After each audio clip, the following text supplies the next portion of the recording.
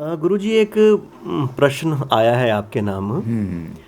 और इस प्रश्न में ऐसा लगता है कि जिज्ञासा कम है और शब्दों का खेल ज़्यादा है। बोलो जी। ये कहते हैं कि वेदांत का जो अर्थ है शब्द का, वो तो ऐसा लगता है कि जैसे वेदों का अंत है ये। और फिर साथ में कहा गया है कि अनंता वही वेदा, वेद अनंत है। तो एक तरफ तो कहा जा रहा है कि भाई जो वेद हैं उनका अंत हो रहा है और एक तरफ वो अनंत हैं। तो ये इस बात को सुलझाना चाह रहे हैं अपनी। वेदांत वास्तव में वेद का ही अंत है। वेद का अंत का मतलब ये नहीं होता है कि उसकी इन्फिनिटी। अंत का मतलब होता है पराकाष्ठा, मैक्सिमम जिसे कहते हैं, मैक्सिमाइज। तो वेद का मतलब है ज्ञान, नॉलेज। वेद का तो नॉलेज जहाँ उच्चतम स्तर पर पहुँच जाती है, the final phase of human thought. जब आदमी का चिंतन फाइनल फेज पे पहुंच जाता है कि इससे ऊपर आप सोच ही नहीं सकते, वेदांत कहलाता है। अब जहाँ वेद का हिसाब है, तो वेद जो हैं वो श्रुति हैं, भगवान ने अपना ज्ञान दिया है कि कुछ मंत्र तो देवताओं की स्तुति के दे दिए।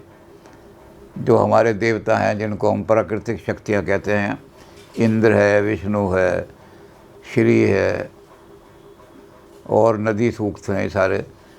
तो इन सब की हम जो हमें कल्याण करने के लिए हमारे जीवन में सहायता करते हैं, उनके निश्चित मंत्र हैं। कोई अनंत नहीं है कि अनंत हो।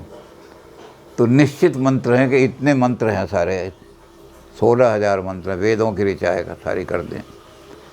उसके बाद क्वेश्चन उठता है जब ऋचाएँ की कि जब हम देवताओं की स्तुति करते हैं तो उसके लिए कोई विधान होना चाहिए या ऐसे ही बोलना शुरू कर दिया। तो उसको कहा है कर्म कांड।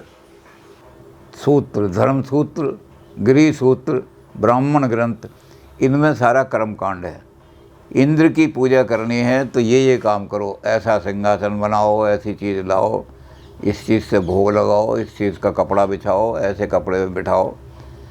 श्री सूक्त का अगर करना है तो लक्ष्मी का पूजन करो, तो क्या चीज़ लाओगे, तो इसमें सारी चीज़ें, कौन सा पुष्प चढ़ाओगे, रक्त पुष्प।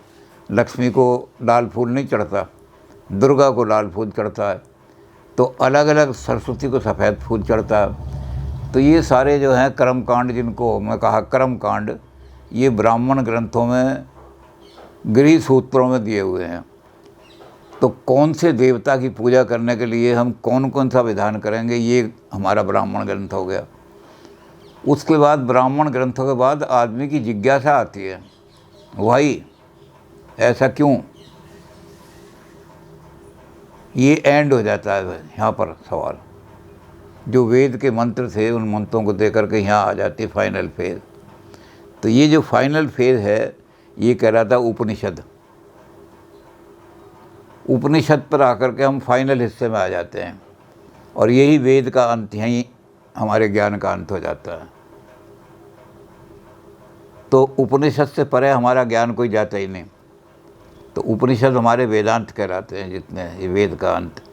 वेदों के जो 4 भाग हैं, उसमें मंत्र भाग, उसमें कर्मकांड भाग, उसमें ब्राह्मण आरण्य ग्रंथ और उसमें उपनिषद। तो उपनिषद को ही वेदांत कहते हैं, ब्राह्मण ग्रंथों को वेदांत नहीं कहते, क्योंकि वहाँ आकर के वेद के जो 4 हिस्से हैं वो ख़त्म हो जाते हैं। अब चूँकि ये ज्ञान इतना महान है, फाइनल फेज है, तो इसलिए लोग कह दिया अनंत, इससे आगे सोच ही नहीं सकते, इससे आगे ज्ञान है ही नहीं कोई। जो जिस तरह का ये विमर्श है, उस विमर्श से बड़ा कोई और विमर्श नहीं हो सकता। वो ये उच्चतम पराकाष्ठा है, इससे ऊंची कोई चीज़ हो ही नहीं सकती। इसलिए हमने कह दिया यहाँ अंत हो जाएगा, ये फाइनल फेज। बहुत सारी चीज़ें शाब्दिक से एक्सप्लेन नहीं होती हैं। एक आदमी का शाब्दिक अर्थ था उसका शेर सिंह।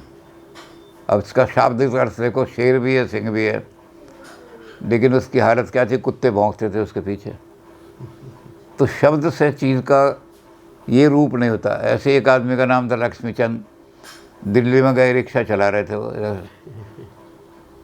तो शब्दों को आप शब्द के हिसाब से समझें के शब्द बोल दिए तो उसी चीज़ की प्रकृति वो होगी। फिलॉसफी में कहा गया है कि logical thinking does not follow grammatical thinking. आपके ग्रामेटिकल रूल से फिलॉसफिकल थिंकिंग नहीं होती। तो ये ग्रामेटिकल रूल हैं, तो वेद कांत ये ग्रामेटिकल कर दिया आपने। फिलॉसफी जो है वो इससे बिल्कुल अलग जाएगी, फिलॉसफी का मतलब। जी गुरु जी। तो वेदांत फिलॉसफी है, ग्रामर नहीं है।